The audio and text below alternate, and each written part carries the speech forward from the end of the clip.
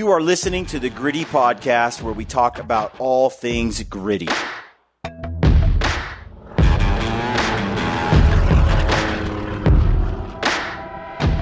right, folks, welcome to the Gritty Podcast. I'm Brian Call. Got Brad Hunt here beside me. Today's episode, we're just going to talk a little bit about recovery. Mm-hmm. We've both been doing the carnivore diet. I am steadily, right at 100 days. And feeling really good. We talked about that in an earlier episode. You can check that out. It changes month to month. Yeah. Like, we're experiencing optimal health, though. Mm-hmm. I'll tell you that. Go back and check out the other one. We'll touch a little more on the diet later. But we're both doing our workout routines, staying fit. Yep. I don't really ever stop working out. No. It's year round. I would say, especially me, the last 4 years that we've been associated, working with each other a lot, like, I don't let myself get out of shape. Yeah. It's a year round thing, as you said.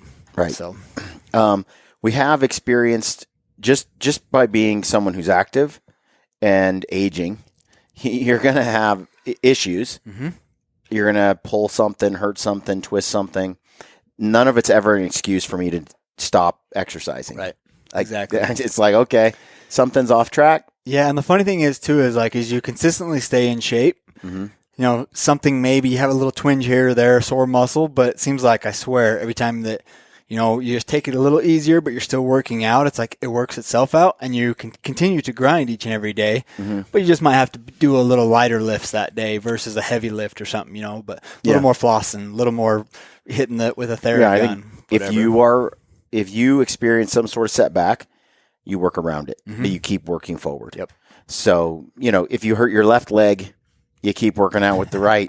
Exactly. Or you change your workout, to work on some other aspect of your fitness. Yeah.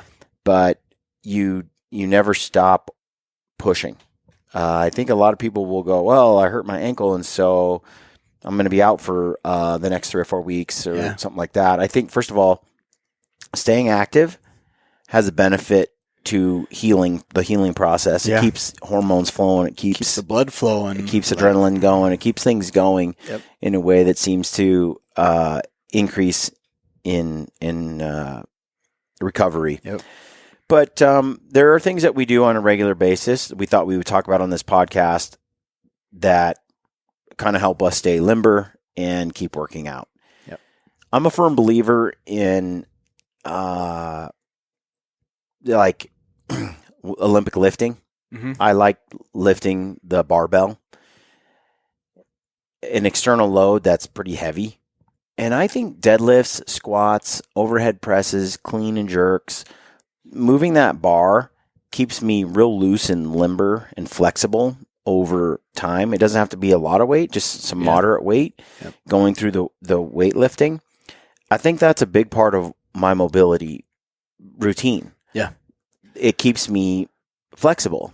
The other thing I work on is the Olympic rings and pull-ups, doing a series of gymnastics type moves, handstand push-ups. All of that's like one-legged squats, step-ups with weighted weights in your hands or a weighted vest, step-ups with a bar on your back, just all of that kind of, it's not like real complicated. Yeah. And again, like starting at the basics, like me, the whole Olympic lifting stuff is somewhat foreign to me. Yeah.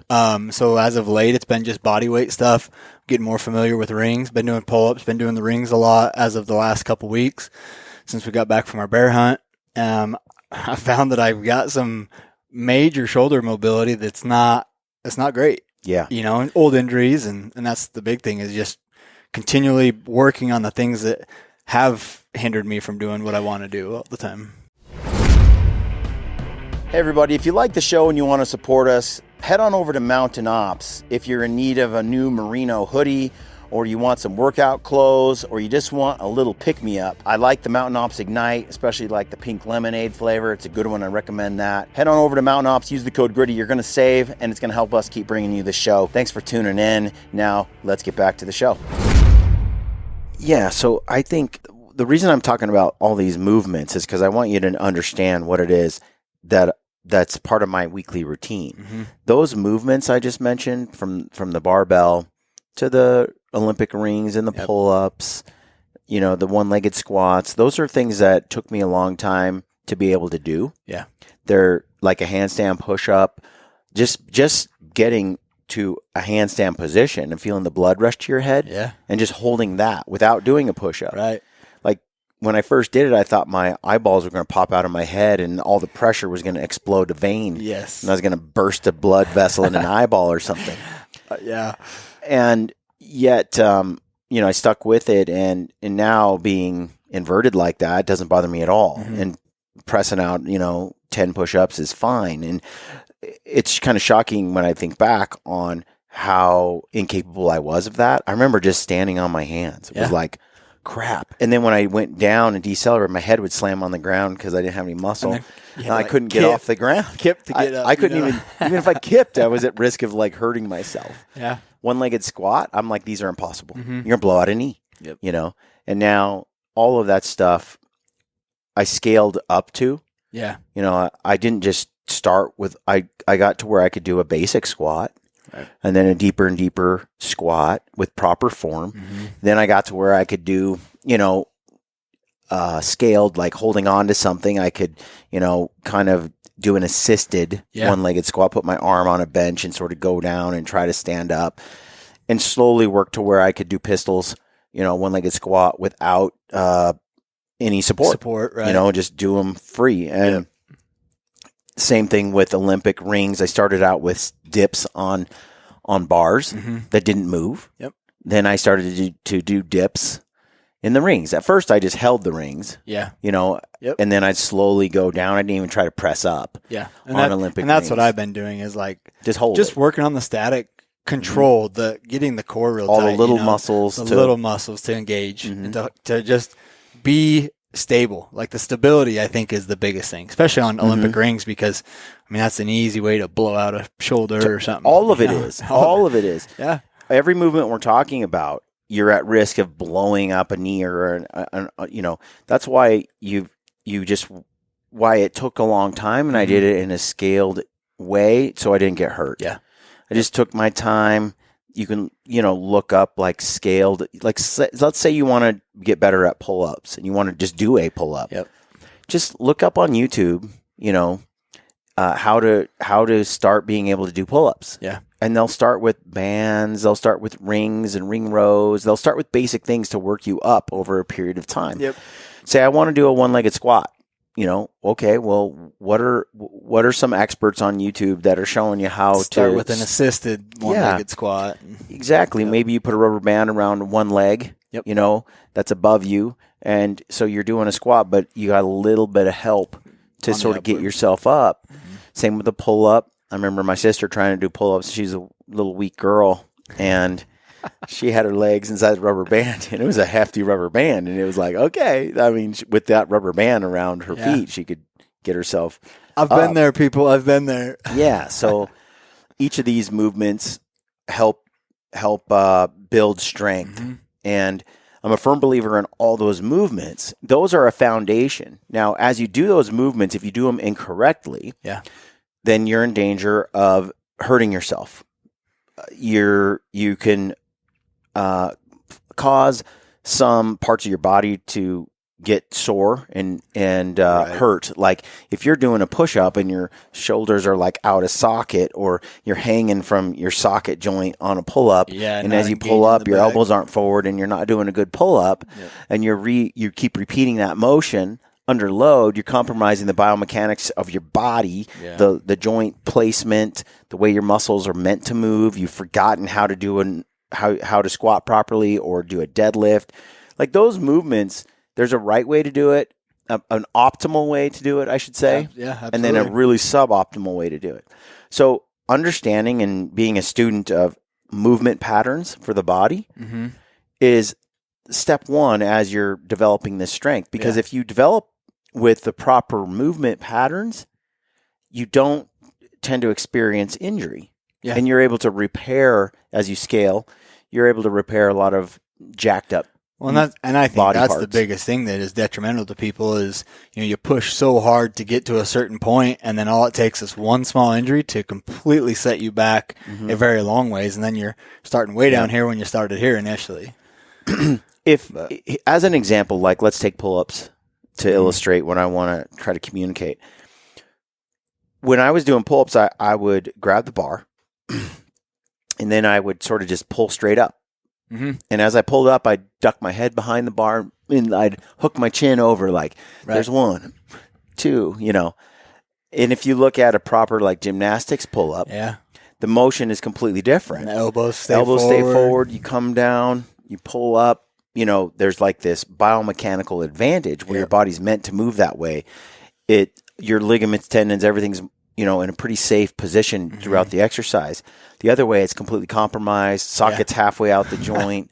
Exactly. You have muscles that are doing a lot of the lifting that aren't the proper muscles that you want to be active, but you don't have the strength to do it properly. So you have to like drag yourself up with all the wrong movement. Right.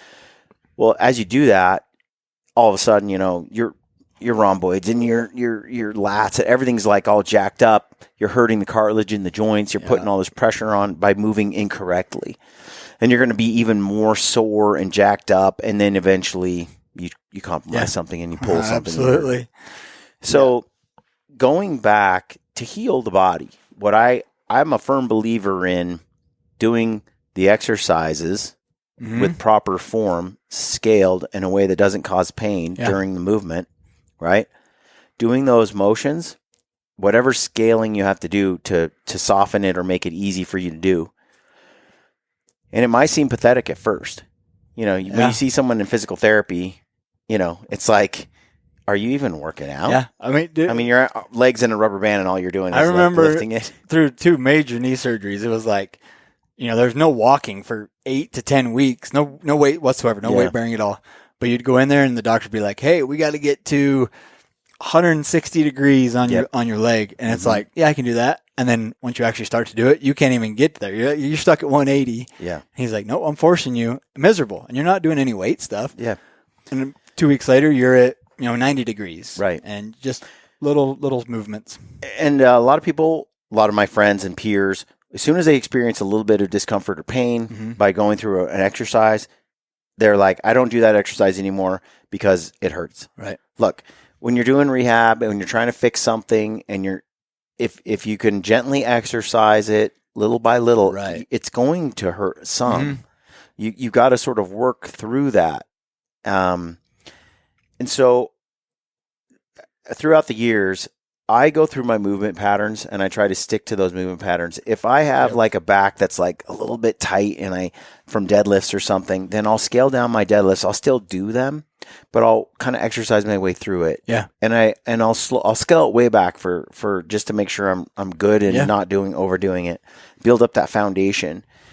But for me, what I have found over the years is it's the movement coupled with the massage and the stretching and all of that, and then the movement and then the massage and the soft tissue work and then the movement, and I go back and forth. And you see me like I'll walk out to shoot my bow, but I'll stop by the Olympic rings and I'll do a bunch of stretching and exercises and movements on the rings to stretch my shoulders, to do this stuff, to maintain.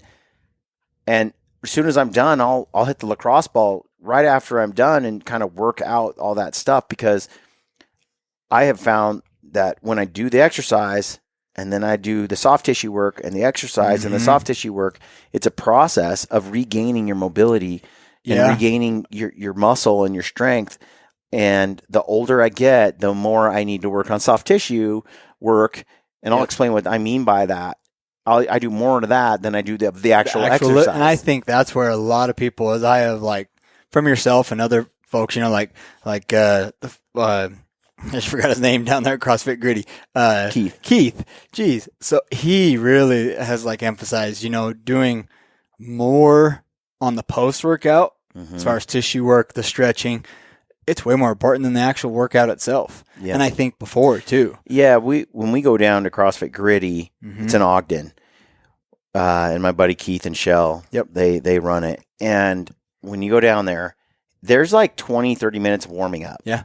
Then there's like a mobility workout, and then there's like a gymnastics workout. Yep. Then there's a strength training workout, and each thing is 5 to 7 minutes, something like that. You've done all of that, and you haven't even done the workout for the day yet. Right. And it's just sort of basic warm-up type stuff. Then the workout for the day might be 7 to 10 minutes. Right. So we'll knock that out. And then you got another like 10 minutes of cool down, stretching and stuff. So the hour-long class, the workout part of that is only like 7 to 10 minutes. Yeah, 10 minutes. It's not even like much to it. Nope. And Keith has programmed like that for years, and it really prevents the people at the gym from getting hurt. Yeah. It actually builds strength, because a lot of the gyms I would go to back in the day, there would be some grueling workout on the board. Right. You know, wreck you. For 30 minutes, you barely stretch a little bit, you hammer that, and then the workout's done. Yep. Well, it's just random stuff, but there's a difference between just exercising and programming. Programming is incredible. And what Keith would do is he would put together, okay, by 6 months, you'll have deadlifted so many days per week over the 6-month window that your overall deadlift strength will have increased to X. Yeah. You'll have done so many pull-ups, you'll be here, push-ups here. So that there's actually a programmed progression interwoven into the programming for the course of 6 months to a year. Right. Which, it's not just random exercises. Not at all. The lifts you did today are build on piggybacking of 2 weeks ago, Yep. piggybacking on the next 2 weeks to come. Yes. And beyond. Like, it's, I don't know, I haven't done CrossFit a ton, been to quite a few gyms and stuff, and a lot of them I didn't like, and I think now that I have a lot more knowledge about it, it's the programming. It comes down to programming. I honestly think that if you're already fit, then just random crap thrown up all the time isn't a bad method. No. Isn't a bad way to go. It's like you're always like challenging yourself with really varied exercises. But if you want to be able to squat 2 times your body weight, for example, you got to put in, you can't just do random stuff. You have to like plan to be able to do that. Exactly. You have to put in the work. And sometimes the programming can be so sporadic that, you know, you do squats one week, and 3 weeks later you do the next set of squats, and in between you didn't really do any heavy squatting. Yep. Well, you're not going to be able to increase on that level without some intelligent programming in there, you know? So anyway, what I was trying to say though is exercise and then the stretching, lifting, gym movements, all that like work together. So some of the things that I do that I got to do for my body, I'll use a Theragun. Yep. I use a Theragun, and I have the little mini or whatever. mini one, which I find to be extremely helpful right now. Yes. And I'll explain that. And then I have the big Theragun that's like, and they're Percussion massager, and there's a couple different brands, but I like the Theragun, and I live and die by that. That's like a foundational thing. Years ago, I asked Cam Haynes, you know, what are you doing, man, you know, for recovery in your calves? And he was saying that the Theragun was a big help for him. It really got the tissue worked out. So for me, it's a Theragun. It's like a little vibrating, like percussion massage instrument. You can look it up. They're a few $100, down to like $100 for the small one or something like that. And there are a bunch of off brands, but I will say, like, having a good one, it's worth it. It's worth it. It is so worth it. So I have the Theragun, and I primarily use it on my shins in the front, where you might get shin splints. I'll use it all around my calf area. I use it in my hip flexors. Yep. I'll use it on my my glutes. And I mount it to the wall using a mount that's called the monkey something. What does it say? Look, it says monkey mount. Monkey mount. Brad's reading it right now. It's mounted to the door jamb, and it'll mount to the door jamb. It's got a vice grip kind of thing, a vice that pinches it there, and then you can put the Theragun right into the monkey mount. Yep. And that's with EE, not EY. Yeah. And then my daughter's got it for me. And then you just lean up against it, and it gets right in the rhomboids. It gets right Yes. in your shoulders. And I think that is somewhere for, especially if you're an archer or somebody working out upper body a lot, like getting underneath that shoulder blade is probably, one, it's hard to get blood flow there. Yep. Two, it's such a small muscle that's like, you just can't, but an overused muscle for everything. Yep. There's not a lot of blood flow in your rhomboid, which is No. right under your shoulder blade. And it can get really sore, especially archery. You know, we're shooting a lot of rounds right now, and as you come to full draw and you're back there, the right side especially can just get real tight. If you're doing a lot of pull-ups, if you're doing a lot of just Olympic rings, some of that stuff can get really tight. Yeah. So the Theragun mounted to the wall with the monkey mount is huge. So Brad and I will just lean up there and just let it jackhammer us right in the top of the shoulder. Yep. Right under the shoulder blade. I'll travel with it. I'll take it with me to hotels. And I'm constantly using it to break up that swollen tissue, to get blood flow, to get the myofascia tissue to be so the muscle is supple. Mm-hmm. Yep. And so I also find that the small Theragun, because the bigger ones are kind of loud and industrial and almost a little too much power for... Even when you turn them down, they're too much. Yeah. But I've found lately I got that little Theragun, and I can hit these right here on the tip of the shoulder and the front here where the bicep muscle attaches up at the top. I have found that shooting my bow a lot, and I shoot a lot. Yeah. So, it's a lot of arrows, a lot of poundage sometimes. And there's little tiny ligaments and tendons that can just get real sore and tired and hot. Yep. And you have people, say, oh, I have this rotator cuff pain or something like that. I have this little muscle right here, right there that just sort of fires up shooting my bow a lot. And it's on my bow arm. Yep. And I don't know why. Of course, right here in the deltoids and stuff will get tight. So running that little Theragun, the other spot is right here. Especially working on a computer all the time, right? Where you get tennis elbow or Yep. forearm, like we're doing computers and mouse. And I think that's probably the biggest part of why you and I both have, a lot of soreness in there. For sure. It's from carpal tunnel type stuff. I mean, 8-10 hours a day working on the computer. Working on the computer. I'm editing movies, and I have it set up so I can sort of relax, and I'm standing at a desk, and I have my arm in the right position ergonomically. I'm doing my best. I'm trying to relax, so I don't have all this like tendon damage. But it's that repetitive, minute movement all the time that can really cause some problems. So I found like that little Theragun does a great job of getting blood flow into some of these small muscles and these small little tight sore spots. It does a much better job without bruising and leaving me kind of worse. Because sometimes with the bigger Theraguns, I swear it made things worse. Yeah, like I swear there's some bruising or something in there because all of a sudden you've done that and it's like, oh, now it really hurts. And now you're kind of limited on how you feel. I really do think that it does overpower you sometimes. So it's nice to have both sizes. Been using that a lot.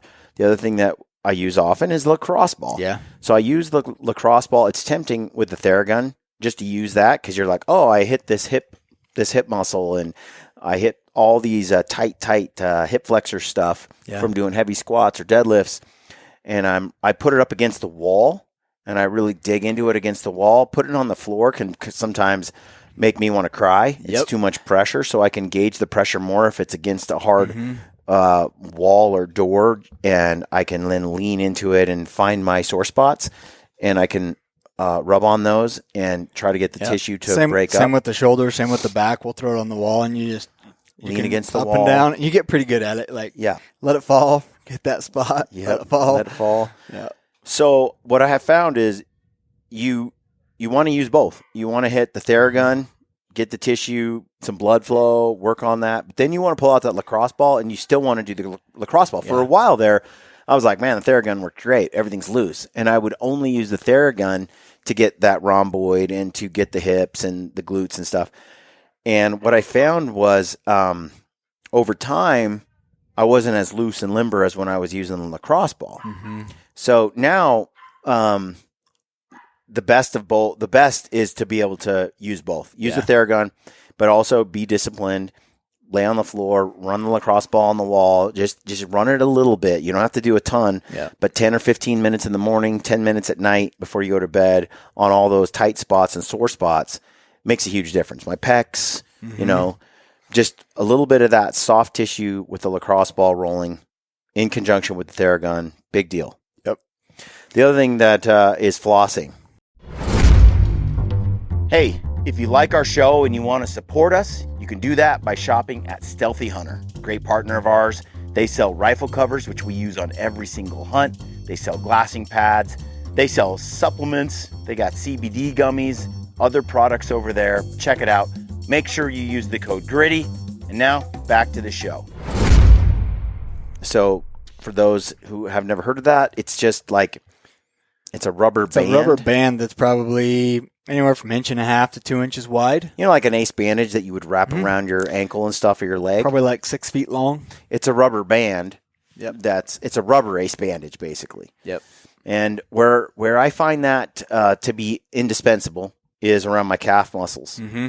So I'll wrap it around my calf muscles. Just look up, flossing for recovery on YouTube, and I'll wrap it around my calf muscle, and then I'll do some squats with it. And you're doing it fairly tight. It's fairly tight. You're cutting a lot of that blood flow. You're going to want to look it up on a video. Yep. But it can make a massive difference, on calf tightness. I would use it on my forearms and tennis elbow. Tennis elbow. So I usually will wrap it. Like, I've been using 2 because I just can't seem to quite get both at the same time. Mm-hmm. The forearm and then the bicep, because I think a lot with that tennis elbow stuff going on. Look it up on YouTube, but if you run that flossing around your arm and you just kind of flex a little bit I'll do with some the rubber band, it's just like smashed around your arm. And I don't know if it's the influx of blood flow after you take it off, if it's the fact that it's smashed and it's forcing fibers to break apart that are stuck. I don't know what it is. There's a bunch of theories behind it. It just works. It just works. So you do the flossing on. I don't really do it anywhere else. I just my elbows really, and my calves, ankles. Same here. Outside of that, I haven't really found as much of an application. But for tennis elbow, my dad got to where he couldn't really grip a hammer. He's like, Brian, I can't even grab my bow. I can't grip the releases. Yep. This is a problem, and it was bad. He couldn't reach up and put his tie on because he didn't have the flexibility to even put his hands around his throat. Right. They just would lock up down here. Yep. The mobility was gone. So we started putting the rubber band, the flossing around his elbows and his arms, and he would just kind of move his arm around and flex it. Well, within 4 or 5 moves, take the band off, all of a sudden he could move his arm all the way up to his throat. Yeah. And it was like, whoa, just in the matter of a few minutes. If you look up Kelly Starrett, flossing, tennis elbow, you'll find videos that, and it is, that'll show you this, and it is immediate. Like, you can get mobility back instantly. Yes. In a 5-minute exercise, and all of a sudden, boom. And then within 30 minutes, he couldn't reach up there again. They'd be locked up. He was building a chicken coop a little bit ago, which is more like a giant castle barn. It's nicer than most people's sheds would ever be. So my dad built this chicken mansion, and he's always been into building and stuff. But he couldn't run the drill or the hammer. His grip was just kind of dying, and it was due to this tennis elbow and the forearm being all messed up. We'd floss, he'd exercise, he'd get loose, he could work for 30 or 40 minutes to an hour, swing a hammer, and then when it would jack up again, he would wrap it up, move, break loose, he'd get his mobility back, work, and so throughout the day, he would be exercising. Basically, that's what we're talking about. Exercise, tightens up, soft tissue work. He'd roll the lacrosse ball there, do the Theragun, loosen things up, get his flexibility back, exercise some more, and then lock up again. And it's a process. And you go out throughout a 3 or 4 hour session of working on the chicken coop a day. And yes, it took time away from him trying to get the thing done. Right. But in the end, it was way more efficient getting it done. Exactly. And within about 3 weeks or so of that kind of constant flossing, going back to work, flossing, going back to work, rolling, Theragun on the elbows, he got to where he was getting his muscles and his mobility restored. Yep. So it's a process of using the muscle, making it sore, taking care of the muscle to make it loose again, and then reusing it. And it's just a cycle. It never goes away. You never get to quit. Nope. But sore tissue, supple tissue is not sore. No. If you have a really loose, relaxed tissue that's moving well, it's not sore. Yep. Tight tissue is sore. And so you're finding those spots that are really tight, and sometimes you don't even know it. Like Kelly Starrett, who wrote the book The Supple Leopard. Yeah, and I was gonna say, if you haven't ever noticed or seen that book, like, I highly recommend going and checking out. And this is kind of the foundation for a lot of the soft tissue stuff we're talking about. And he would talk about find your business. Yeah, he's like, you don't know that where you're sore or not, right? And I'll talk to guys that are like, yeah, I got this pain in my shoulder, and then we'll find out it's the elbow that's the problem. Like, if you run that Theragun all over your body and you're like, oh, it hurts right there. Well, that could be where your tightness is, which is causing the pain in your neck. Yep. But it's referring from some other area. Yeah, as those muscles are linked together and tendons and stuff, as they're all linked together, there's some compromise somewhere that those muscles are doing that is pulling it elsewhere. For the most part. Yeah. A lot of times knee pain is really because your calf or your hamstrings or your IT band is tight. Yep. And so you're feeling pain in the knee, but it's these other tissues below and above the knee that are pulling on the kneecap and pulling on that tissue that's causing it to hurt. I think one of the biggest ones is low back pain, because you have such a big muscle in the hamstring and the glutes and Your stuff. Your ass is so strong and big. It's pulling so hard on that back. And that happens all the time. Mm-hmm. Yeah, and a lot of times tight hamstrings are what is causing people all their low back pain. Yep, for absolutely. Sure. So the flossing, the other thing is, I guess, those are the big ones. Yeah, and I would say, like, a foam roller, like things we do on the mountain too. We have those hydro water bottles, the GSI microlights or whatever, or an Nalgene, any bottle that's shaped like a cylinder. Yep, it's gonna hold you. Like, we roll out all the time on the mountain. The quads, carrying a heavy pack. I'll have the Stealthy Hunter glassing pad. I'll throw it on the ground. I'll put the roll right on top of that, and I'll roll out the front of my calf muscles on top, because the front of my calves will get tight when we're hiking boots. And I'm the same way. And I think people with big calves, I don't know why, but it's like something that you do with the front of my calves and where my shins are never not sore. Yes. And if I don't roll it all the time, it'll get hard as a rock. Right. And I will get all kinds of Achilles and pain in the back of my leg. So again, you feel this tightness in your calf muscle, but it's the front of your calf that's the culprit. Yeah.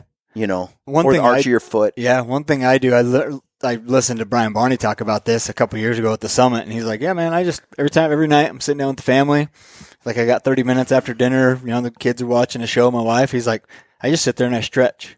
And I've been doing the same thing for quite a while. A lot of times, anytime I can sit there and stretch, like in high school, I got to where I could do the splits because both directions, because I kept tearing my groin so much in rodeo and stuff that I started really working that, because I didn't like to tear it anymore. It doesn't feel great, Yeah, strengthening it. And I've got to the point where I could literally drop to the gym floor and I could do splits both ways. Yeah. And when you get flexible, man, a lot of problems go away. And that flexibility, some people are naturally more flexible, but not all the time. And you can get that flexibility. It just takes a lot of work. Yep. Yeah, absolutely. I have some, every now and then, some Achilles and calf problems. And I think it's a lot of boots and hiking. Yeah. I don't have any problems there. It's when I run or I jump. Yeah. Then I can have some issue. And that's a mobility issue. Right. So lately I've been working on standing on the stairs and then letting on one leg. Yep. And just letting my heel drop. Just my toes are on a stair. Stretch it out. And then I try to stand up. Yep. And then I go back down as far as I can. Because stretching it I've learned stretching doesn't do me any good, really, if I don't combine it with firing the muscle. Yep. It's got to fire the muscle at the same time. That's why yoga actually can make you more mobile, because the muscle's active while under stretch. It's while you're stretching it. Absolutely. When you're doing these moves, you're like, your body's vibrating. I learned this from you years ago, like, I don't know, 2019 when we started working out together, whatever it was. You wouldn't even stretch unless you were under load. And I'm like, what do you mean stretch under load? Like, shouldn't you stretch before you get the load?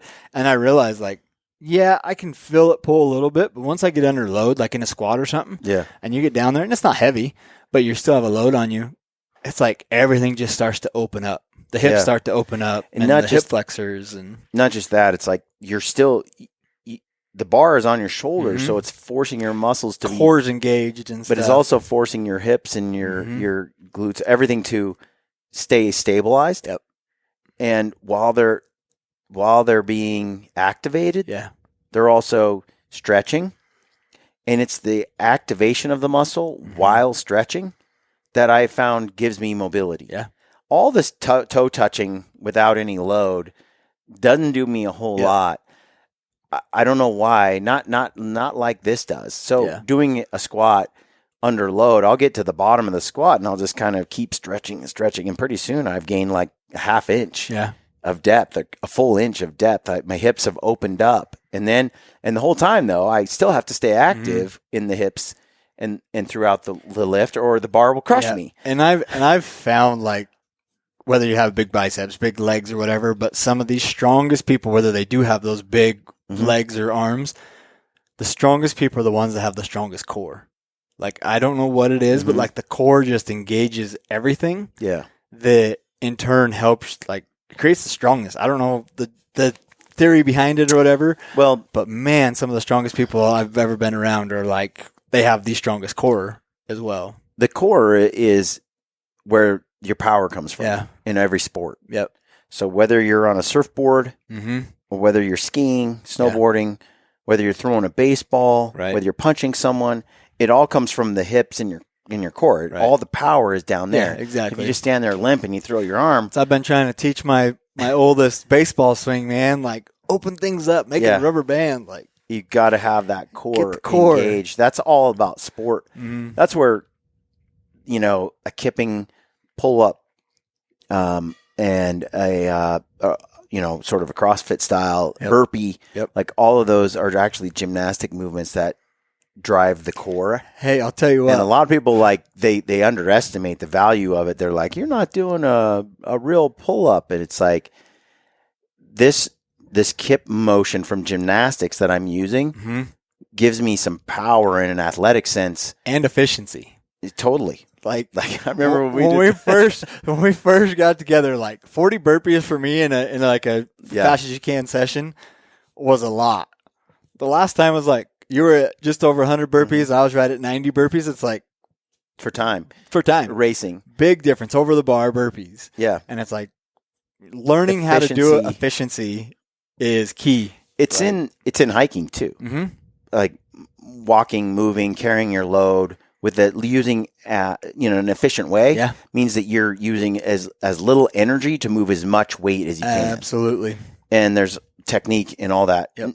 There's in movement, in your exercise, in your walking patterns, even how you go uphill, but it's also in how you load your pack, for example. Exactly. You could put the weight really low at the bottom, and it's like fighting you the whole time. You can have the board if you have a stiff pack, like we usually initial ascent. You can be fighting against it the whole time because you have it cinched in a way that's forcing you to, like, again, you got to figure that out because everybody's so different. Like I tighten my pack straps different than you tighten them. Yeah. In the end, we're packing the same load efficiently, but it's just, again, figuring out the body. It's funny this weekend because I threw 60 pounds on my pack, which is not that much. Yeah. We're used to carrying 80 plus all the time. And we got to the trailhead and we're hiking around like a 4.5 mile hike. And this fellow was ahead of us and we caught up to him with the kids and he's like, "Are you packing salt in your pack?" And I'm like, "Yeah, just staying in shape or whatever." He's like, "How heavy are you?" I'm like, "Oh, 50 to 55, 60 pounds at the most." I'm like, just lightweight for what we normally do. And he's like, 60 pounds? He's like, I got 20 in my backpack and I'm dying. And I was like, well, I mean, again, staying in shape is one thing, but two, having a pack that can handle that efficiency, the load. Yeah, exactly. And doing it all the time. Getting your body programmed for that too takes time. We have incorporated a lot of stretching and rolling on hunts that we didn't used to, because, and especially for me, I would have these routines at home. Then I would go hunt for 2 weeks with Ryan, come back for 2 days, go hunt 2 more weeks with Ryan, come back for a couple days, go hunt a couple weeks with Brad. And before you know it, I've been in the woods, in the mountains, like 8 weeks. Yep. And I'm staying active, pushing my body to limits. I'm carrying heavy loads, all this stuff, which is great. Pushing, a higher level of fitness. It's lifestyle. But one thing I sort of stopped doing was any sort of rolling or tissue stretching work. And so I just let that swollen tissue sort of build up. I didn't take 10 or 20 minutes in the morning during glassing to like roll a little bit, just to stretch a little bit. And as it builds up over time, then all of a sudden you're 8 weeks in, and then it takes one day and you're like, and you pull something. Oh man, exactly. And I think I know this is different for various people.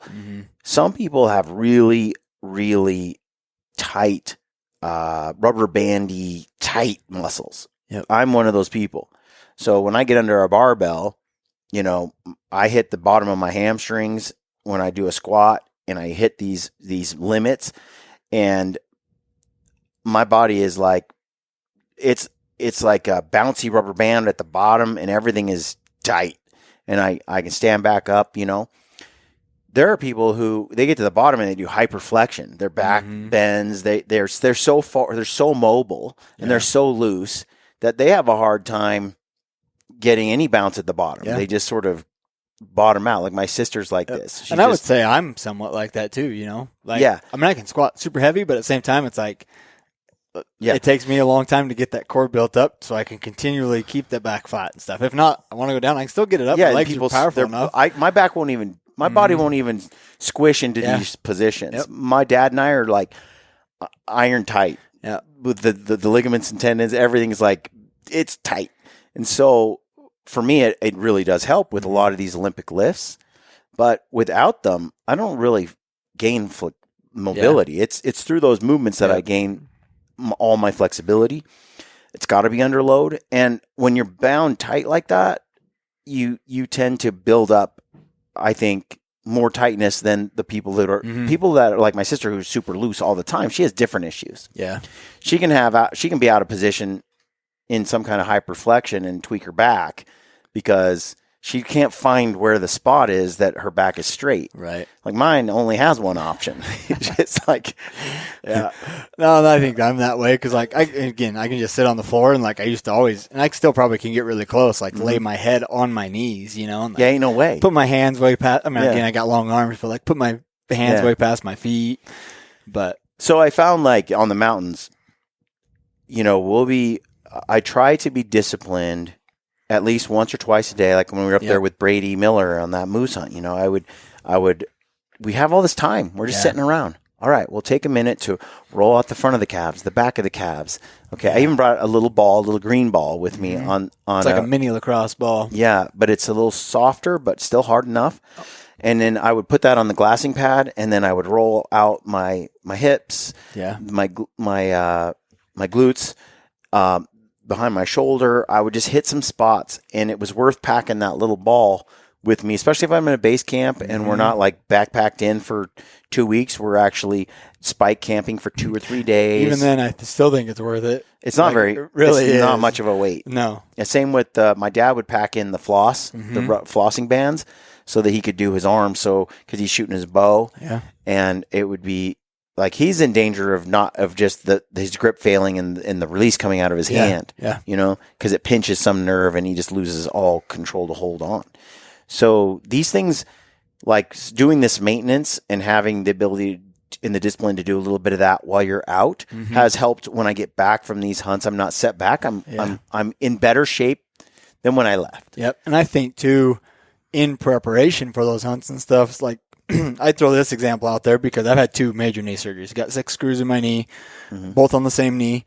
And through that damage, I've got a lot of atrophy that I've never been able to gain back. Like, can still squat heavy loads a lot. Yep. Don't have any issues with it, but the atrophy's there. And so I've been really researching on things like last year at the summit, Dr. Corey up there. I was like, man, I'm having some major knee pain that, like, when I step up every now and then, it's like, holy crap. And so as he tested it, it was like, okay, let's start doing this. And I did some research, and I built a little angled plank that for that leg, like, I'm trying to build up that stuff. I started with just body weight with, kind of like the knees over the toes. I'm not for the knees over toes, but it's like targeting that one muscle that I'm having issues with. And now it's like I can throw a 40-pound pack on and I can sit there and do that, where before it hurt to do it with body weight. Yeah. And so I'm just building up over time. It's taken like 4 months to do that. Yeah, I think one of the things that prevented me from injury, being a lot of backcountry hunting, is the ability to do a lot of one-legged squats. Yeah.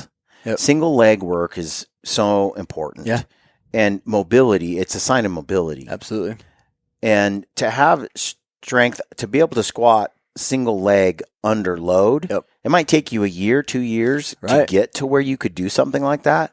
But think about it. If you can do that, it's telling you for a fact that you have ankle mobility, you have hip mobility, you have strength in one leg. You don't need both legs. And when you slip on a mountain and you fall on just one leg, which you do, it's a one-legged squat. Yeah, exactly. And that's nothing blows out. My left leg, it's used to being under load in that position. My left leg, I can go do that. I can go throw out a weighted one-legged squat. But my right leg, I'm like, I barely can get a body weighted one-legged squat. It's just that. But I can still lift the heavy weight. Yeah, in a gym or something like that. My cousin had the same problem, and it started. He's like, I got to get it better.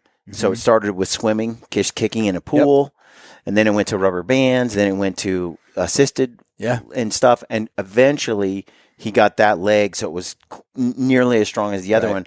But it was a focused effort. Yeah, and I think, look, some people are going to have a bad injury, a shoulder, a knee, or something. Right. Your job, if you want to be a fit and active person, your job is to work on that thing. Right. So it's no longer a weakness. Yep. Best you can. Exactly. And most guys I know are like, well, it's just how I am. Yeah. That's not good enough for me. No, me either. Another thing that we talked about in the past was ankle braces. I have a couple videos on how to hike properly up a hill and climb, and how to step up a mountain and down a mountain. People think you just do it, but there are techniques. But an ankle brace, I love using those Sweeto Universal ankle braces. I don't use them the whole time until, guess what? We have a 150-pound pack, and now we're hiking all these miles, and it's steep and technical and all this stuff. Well, now I feel like, okay, now I might just because of the load. I put the braces on. I pack them with me the whole time. Don't wear them. But then when it's time to pack out, I'll throw it on. It's that extra safety, that extra support to get me out of the backcountry. I rolled one ankle bad enough, like 30 times, that it's like every time I play ball now, I don't need it on my other ankle. But guess what? I got a brace on my other ankle for that reason. You know? The other thing was getting fitted, what were they, Red Band? Knee braces, the neoprene ones. My dad, that helped a lot. I wanted him to be able to go on a long hunt with me, on some hiking, and under with the backpack load. And but his knees, they were a little rough. He got those knee pads. He puts those things, not knee pads, knee braces, knee sleeves. They're knee sleeves. And if you get them the right size, because too small, too big won't help you. It's got to be. And you might have to within your measurement. Like I think they make you, like, you measure your quad, you measure your calf, everything like that, the knee, whatever it may be. I ended up, based on that measurement, giving mine to my dad and getting another pair that were one size smaller because they didn't really do anything. They were too loose, and then and they were perfect for him. And so I brought those on some hunts too. There's been a few times where, for whatever reason, overexercise, whatever, my knees weren't feeling. They're feeling a little bit injury, just like loose or something. And we went on a couple hunts, and I brought them with me and have used them a few times. I don't really have any knee issues. Like, I can do one-legged squats for days. I'm pretty good on that. But if I did, and for guys that do, go ahead, get some sleeves, and that can make a huge difference. Yeah. And I would say just from having the massive past injuries and then pushing my body so hard on these hunts, and we're spending 100 days out a year of just grinding most of the time with an 80 plus pound pack on. And I mean, it wear and tear. And I would say, as we're talking about all this stuff, whether it's the flossing, that is great. But I think more importantly, especially I just noticed it on my body, was cutting out all sugar. Like, so that was the last thing. We're getting ready to wrap up this show. And I was going to say this. This is the end of it all. All the things I'm describing to you, I'm using about 80% less than I did before the carnivore diet. 90% less. I don't have to roll out like I was desperately before. I don't have to use the Theragun like I used to. I don't have to, all these other things, like, I don't really have to do much, Brad. Like the soreness, it's unbelievable how much the soreness and the inflammation has just gone away. It will be there like, oh, I did a workout. Yeah, I'm a little bit sore here. But as I do other stuff, other workouts, shoot the bow, I run, whatever it may be, it's like it loosens up. The inflammation. It'll loosen up within an hour or two of waking up in the morning. Yes, correct. Before, it's insane. It would sit for days. Like I said. Soreness. Like I go and do heavy squats, deadlifts, whatever. I'll go to sleep. I'm a little sore, a little tired. Wake up the next day, stiff. And then within an hour of being awake, I'm like, I'm not even sore anymore. This is how I calculate it. It's crazy. When I was 24. Yeah. 11 years ago was the last time I got a two-handed dunk with a basketball. Like 26 years ago? I'm 35. I'll be 36 this year. And a week ago, I got on a legit 10-foot rim, I got a two-handed dunk again off the dribble. Yeah. I'm feeling good. But the funny thing is like, I've slimmed down on some inches, but I'm basically now almost exact same weight I started before the carnivore. I'm sitting right around the 190-ish pounds. I was 195 when I started carnivore, and I bounced back and forth between 192 and 193. Sometimes I'm 194. Yep. So I'm only like 2 to 3 pounds lighter. I lost like when we were grinding pretty hard and stuff. It's 6 months in. I'm well into carnivore. Half a year in. Yep. Like I just hit 100 days, and I lost. There was a point where like I lost like 8 pounds. Yeah. But going back now, like now that I've really dialed in what I'm eating and stuff, I'm back up to almost my exact weight. And I feel 100 times better and I wasn't feeling bad then either. Yeah. But it's like, man, the inflammation, the little twinges that I did have in my knee or whatever, like cutting the carbs, cutting any sugar. I didn't have a lot of sugar anyway, but cutting all that out, it's like, gosh, dang, I feel good. I'm not bloated at all. Never. And I've lost like 2 inches in my waist. Yep. I didn't lose that much, but I lost for sure. I lost a little bit. You're talking this much on my belt. That's a couple inches, dude. That's a lot. Like my pants are all falling down, and yet I haven't really lost but a couple of pounds. See, I haven't seen that because I think I still have the big buttock back there to kind of fill those pants out. I don't know what it was because my strength numbers are still really good. The one thing I was worried about was when I do a high cardio intense like effort, would I be glycogen starved? Would I need sugar? Would I need some carbohydrates post workout? How would I feel? It is true that when I go hard on a heavy workout, that when I'm done, I crave some sort of carbohydrate. See, but as of late, like I've still played quite a bit of ball off and on. Like early morning, I'm usually done playing by like 6:30. I'll play from like 5 to 6:30 or 5:30 to 6:30, whatever. Play ball. I'll go pack with a 100-pound pack, doing my 2.25 mile routine for time. I do that almost evening every day. And then, whatever else I got going on throughout the day. Yeah. And I feel like I am exerting at a pretty high level, running quite a bit. And I found those days like that, I add in like probably almost double the fat that I'm normally intaking. Yeah. And I don't have that. Hey, if you like our show and you want to support us, you can head over to Canvas Cutter. They sell these awesome bed rolls that we've been using for years. You can just throw these suckers out on the ground, camp in them. You see I got my sleeping bag inside. Can't recommend them enough. They also have duffel bags, some of the best you've seen, Canvas duffel bags. They've got beanbag chairs as well. They call them the dirt bag. They got wall tents. Head on over there, use the code GRITTY. Check it out. Cannot recommend the bedrolls enough. Let's get back to the show. I add in double the fat too because I'm hungry and I eat like 4 steaks the next day instead of 2. See, and I'm like it has a huge. I can't deny though that there is a lack of energy and a drive for carbohydrate. Like there's no question. Like I'm like right now I could just smash like a bowl of rice. Like there's some stress not having some carbs causes. Yeah, right. When I go super hard like that. Yep. Endurance wise, not a problem. Like I could go all day, every day, like a diesel engine, doing stuff, feel nothing. But when I do that, like grind, like a high intensity workout, and it's like you fall on the ground and you're like, oh God, and you're sweating like you do, like from a serious CrossFit workout. Yep. The next 24 hours, there is a hunger that I have, and I fill it up with more fat and more steak and all that, but it's as if that particular food source just takes longer to make that energy crisis go away.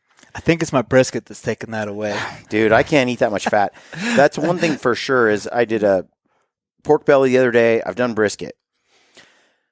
I think you can consume way more fat than me. You know, I think there's bile and other things that get produced and I had 16 years of age difference too, probably. I don't know. I had pork belly, cut it up. I can only, it's like chocolate mousse cake. I can have a few bites. Yeah. Dude, I just can't do it. My body says stop eating the fat. See, and that's where I'm then if I ignore that, then there's definitely some loose stool, like the body just it dumps the fat, just dumps it. It doesn't actually absorb I haven't had that problem, and it's like I swear I can just take, because I've been taking like the fat. I watch off the brisket. I can't do that. I'll render it down, but then I got all the chunks of fat too, and I eat those. I don't waste them. I eat those, and the brisket off the fat. I'm putting 25% fat in my burger. I'm doing like tons of butter on the steaks, and I think too, again, there's a big age difference. Like I think that helps too. Over time, and everybody's so different. Everybody's different. The fat makes a difference, though. Like I have found that, that I can't just smash the brisket and the pork belly and the fatty stuff like you can. I have found out real fast as every time it's like a 4-week period here, a 4-week period here, another 4-week period where I was testing different foods, different meats, different fats. And I have pretty much cut out, other than bacon and sausage, I've cut out almost all the pork, like the pork belly. I've cut out the pork loins. Yeah. Because I find myself, I do not feel that great on it. I don't either. And so where like the steaks, the New Yorks, the ribeyes. It's just less expensive. It is. But I'm like, I'm known by name now at all the meat markets, because it's like I'll go in there every couple of days and they put their reduced price stuff out, and I grab whatever reduced price stuff they got on ribeyes and New Yorks. I freeze it. Costco, I'll ask like behind the counter at Costco, hey, what do you got here for steaks that you're throwing out? Dude, I'm telling you, the ribeyes are good, but where I feel the strongest and I thrive is New York strip. See, and I'm opposite. I take the ribeyes, a little more fatty on the ribeye. I think the ribeyes taste good, but my body craves, I think, just that leaner meat. Yeah. I just don't do the fat that well. I'm like opposite. I'm like, the ribeyes, I know. Give them to me, man. I wish, but I just am like, I just feel so good on the strip steak. It's not about necessarily my favorite steak or it tastes better or anything. How the body reacts. I just feel good on it. And that's why I cut out the pork. 3 of them or 4 of them in a day, and it's like I feel like strong. I throw in some ribeyes, and I'm like, that tastes great, and I also feel a little bogged down. I feel like the stool's not as firm as I'd I'm like. Eating ribeye and I'm eating brisket all in one with the fat. Yeah, they talked about ox bile to help. I think that your body, and I know for a fact as you read about it, like people's ability to produce bile and stomach acid weakens as you get older. Now, under the carnivore, a lot of people get healthier and some of that fires back up and gets better. And I think, again, with that, as I've researched as well, it takes a long time for that to... Oh, I'm 1,000% better than I was 6 months ago. Absolutely. But I think it's going to take me a while, if I ever get there at all, to be able to be a fat burning. One thing I've noticed, not fat burning, just fat digesting. Yep. I don't think that my gut... you could smell it before. Absolutely. Absolutely. I don't think my gut's always been a little on the weak side. Yeah. And so it's always been a thing where I have to be really disciplined about, and I always have been, about what I eat. But I don't think I absorb nutrients as well as a lot of people. Dude. And I'm getting healthier, dude. Now that I'm on the carnivore, dude, I just feel like I'm getting so much nutrition and I feel so good. And I don't miss... for yourself and me as well, because I'm a gassy person. Not anymore, but I do not miss that. Like, I don't miss the bloating. I never pass gas. No, never. It's never pass gas. And the bloating, there were bubbly. There were like 3 instances that, one was my anniversary. I had a little bit of like some brownie or cookie, whatever, with a little bit of ice cream. Yeah. Instant regret. Like, oh hell, I shouldn't have done that. My problem. Yep. I'm sure I would probably have a result if I did something like that, the sugar or whatever. Yep. My issue is too much fat. If I eat too much fat, then I will have a problem. Yeah, see, I haven't had that. Other than that, even dairy or whatever doesn't really bother me. No, same here. But if I eat like I watch you eat some brisket, if I ate that volume of brisket, I will be running to the bathroom in about 30 minutes. Right. Yep. And I think that's why I have like 2 or 3, like I have a couple of bites of brisket. It lasts forever because I can't eat it. I go through mine like a big brisket. Man, within 5 days it's gone. 6 days tops, it's gone. And it's just I like it. I just again, it makes me a little sick, and then I have some problems. Yep. Who knows? Maybe if I added some ox bile, but I kind of want to be able to do it on my body's own. Yeah. One thing I will notice, that I would say I've noticed so this is day 6 that I've been taking them, and I don't know what it's doing, but energy, recovery, I've been taking Lamper's, the beef organ. Yeah, me too. Pills. And man, I'm feeling like optimal level. Stealthy Hunter sells beef organs. It's part of this carnivore thing. Yep. And been adding those in because they have the liver, a bunch of things. Now, I think, I've kind of heard, you just want to be careful about how much organ meat you intake. Right. So a couple of capsules a day seems, or 1 to 2 a day. Yep. I'm starting out with 1 just to go real slow. Yep. I started with 2. Now I'm up to 3 to 4.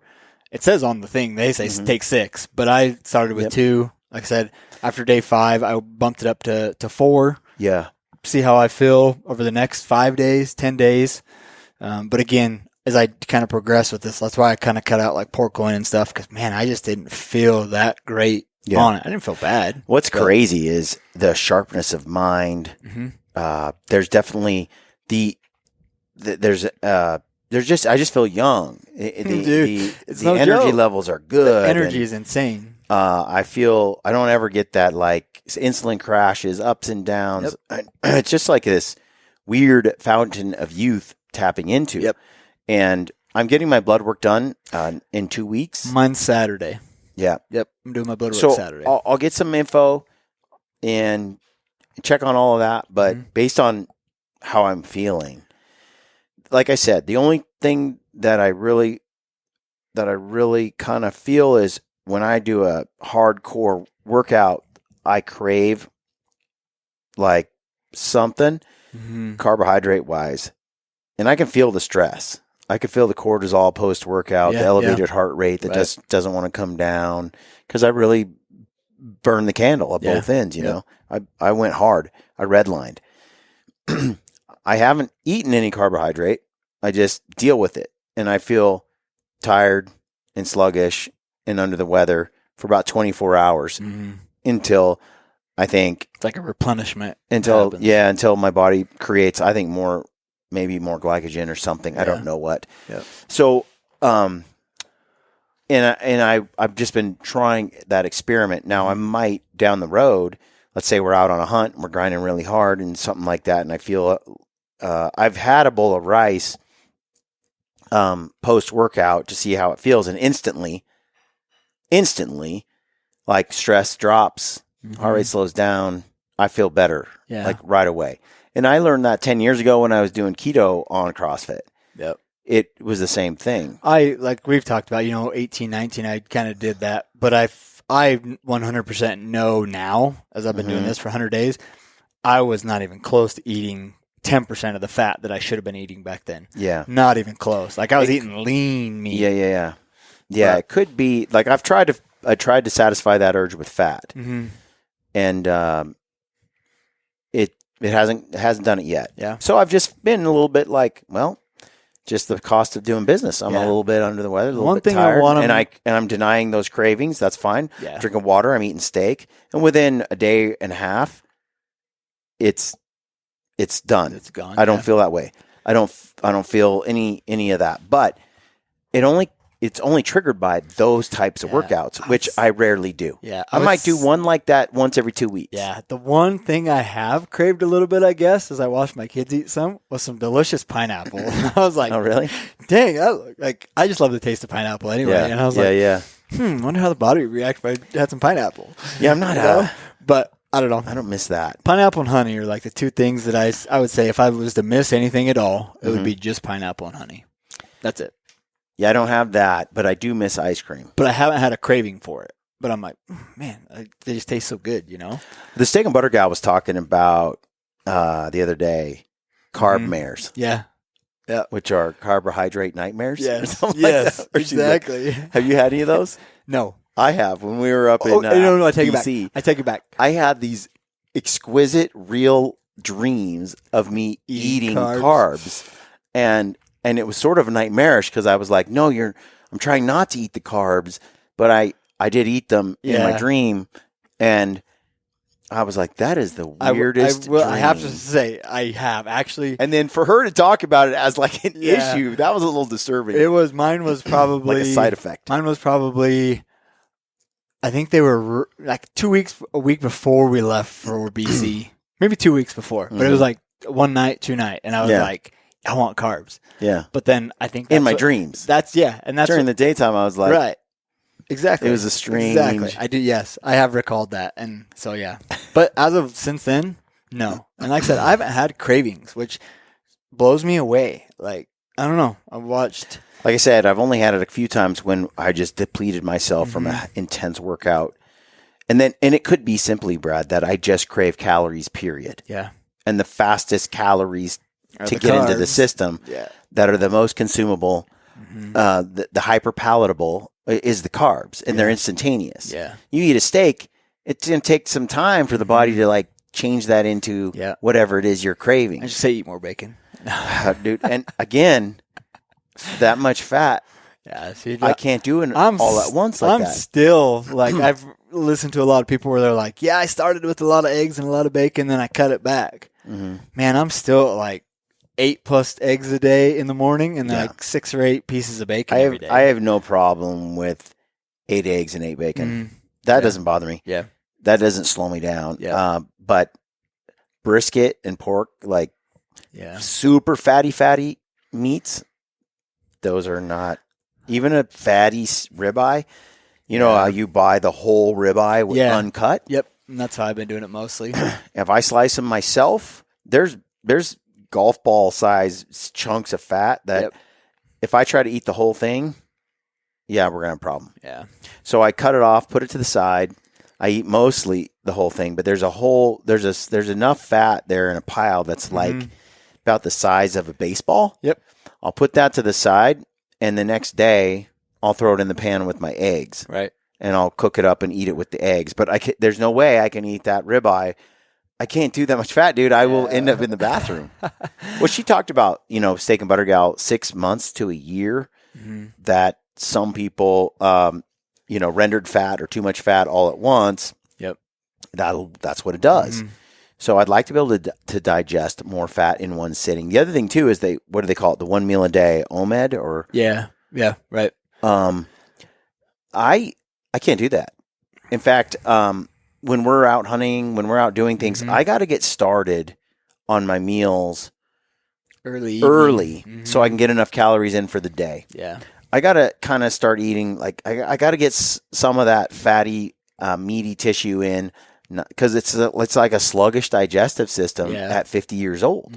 So this whole 1 meal a day thing, to sit down, I'm satiated after 3/4 of a ribeye. Right. Like, I'm done. I don't want, like, me and you will be out on a hunt. Yeah. Like in the evenings, like when we were in BC together.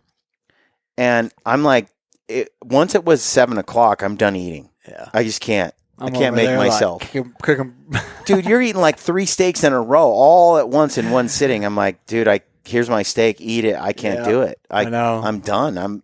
If I don't eat it early, I can't do it. Yeah. I can't get the calories in. And I don't want to lose weight, Right. But I just find that, I'll have 3 meals a day. Breaking it up. And I need time for that stuff to digest and process. Yeah.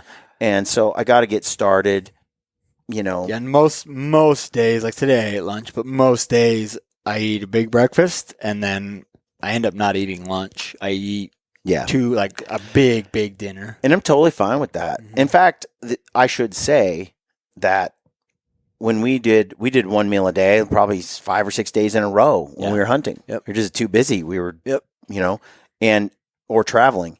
I don't have to eat. Yeah. Now, I might go on a hunt at 193 and come back at 190. Right. But it didn't decrease my performance. Yeah. And then I'll get that 193, 194. I'll get those 3 or 4 pounds back in a week or two. So I feel like there's this major performance flexibility that I have in this range. So I don't feel like I'm under any kind of, requirement to eat there's at no all. scrutiny there to like, I have to eat. It's like, I perform great whether I don't or now long term, if I were to pull that crap, eventually you're dropping down. You'd become, you would lose. But the threshold I have no problem gaining back 3 or 4 pounds in a week or two. Yeah. When I get back, and it didn't decrease my performance for those 2 or 3 weeks while we were out there doing 1 meal a day. Yep. But if I really want to be optimal, I think, I need to have my breakfast, a little bit of lunch, and a little bit of dinner, and I'm good. But you can just eat all your calories at once. And you're you just like this machine eating. And, 25 years ago, I think.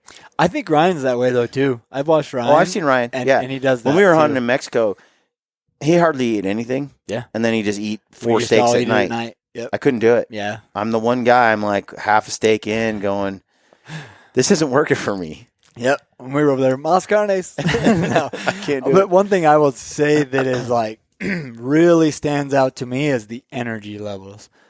Yes. Like, man, I'll go play ball and I will, doesn't matter if I play 3 games or 7 games in a row of hard basketball. Like I'm trying to play the hardest I can play. Yep. And it's, dude, like I'm running the first game and the last game with the same amount of energy. Like I'm not dead and everybody else is like dying over there. Yeah. And I'm like, too. dude, let's keep going. I found the same thing. And I also find that but right around 8 or 9 o'clock. Yep. I'm ready for bed. Me too. 100%. Not as much. I've noticed not as much now that we're in the longer summer hours. Yeah. But around 10 o'clock, I'm like, it's bedtime. But before, when it was getting dark earlier. I found like under the carnivore thing that I have a circadian rhythm that I'm pretty tied to. I wake up when the sun comes up pretty readily without trying. Right. But, as it's getting late, dude, I am done. Done. And I'll go to my kids and I'm like, I'm done. I hit the wall. I'm done. And it used to be I could be a night owl. Yeah. And now I'm no. Well, but I feel like I have proper energy when I wake up, proper energy all day, and I'm properly sleepy when it comes to evening. There's something about what we're doing that is keeping us on the rhythm that's healthier. And if I don't get enough sleep one night, it doesn't really affect me that much. 1,000%. I would say that is one of the biggest things. And as a hunter, that's a problem. Like we travel and then we stay up all night. We pull some all-nighters. In the past, I would get a cold sore breakout or I would get sick. You'd get some kind of like bacterial nose thing or something. Right. I could hear it on that video with it's like for 3-4 weeks you were just sick. Yep. And wouldn't go away. That would happen after all those all-nighters. It's weird, dude. we skip sleep, and it's like I'm in my 20s again. Yeah. I think it's lack of sleep and recovery typically would cause mass inflammation. Yes. And get you sick, prone to being sick. Yep. Now, because the inflammation's just not there, I feel like you get away with murder. Mm-hmm. The working out, the exercise is better, and then you pull an all-nighter, and then the next day you wake up, and you're not sore, and you can still like we pulled some all-nighters, and I'm like, I'm waiting for the other shoe to drop. Like, where's the decrease in where am I going to get sick? Yeah, any day now. For my insurance, I did like a checkup or whatever, and so they did my blood pressure and my heart rate and stuff. And I have a super low heart rate anyway, but I was 117 over 70, I believe. Mm-hmm. And I was like, I have no idea. And I asked my wife, and she was like, "That's really good. Like, it's really good." My beats per minute was 49 beats per minute resting, sitting there. So I'm like, man, I feel really, really good. It's really cool. I hear people all the time. They're like, carnivore, I can't, and this podcast isn't supposed to be a carnivore discussion, but our performance on our weight training and our fitness and our physical level, the soreness and recovery is piggybacking all together. It's all one big thing. Mm-hmm. So I'm anxious to interview Ryan and see where he's at on this. I talked to him the other day, and he's feeling great, but any new updates be cool to get his. But yeah, man, I don't know. I feel it's funny. I know a lot of people suffering physically. Mm-hmm. They don't like their weight. They don't like how they feel. They can't sleep at night. They snore. They got sleep apnea, like all this stuff. I'm telling you, all that stuff has just gone away. Yeah. By just eating this carnivore style. Yep. So it's a wild thing. So feeling good though, feeling better than I felt in a long time. And I've been good. Mm-hmm. I've felt good. I've had high performance levels. I would say in my early 20s, I was in the best shape I've ever been in ever. Like physically fit, hitting the gym a lot, playing with college basketball, and I feel like above that right now. Like, dude, I don't know. It's weird. I'm 50, and I'm like, nah, well, let's go. Mm-hmm. So I hope you guys find this podcast useful. Leave us any comments you got in the description field or in the comment section of our YouTube videos. We try to respond there, leave a comment there. We'll try to respond, get back to you, answer any questions, cover another podcast topic like this if you're interested. But just thought we'd share some of the stuff that works for us. Hope you find it useful. Thanks for tuning in. We'll see you on the next podcast. Stay gritty.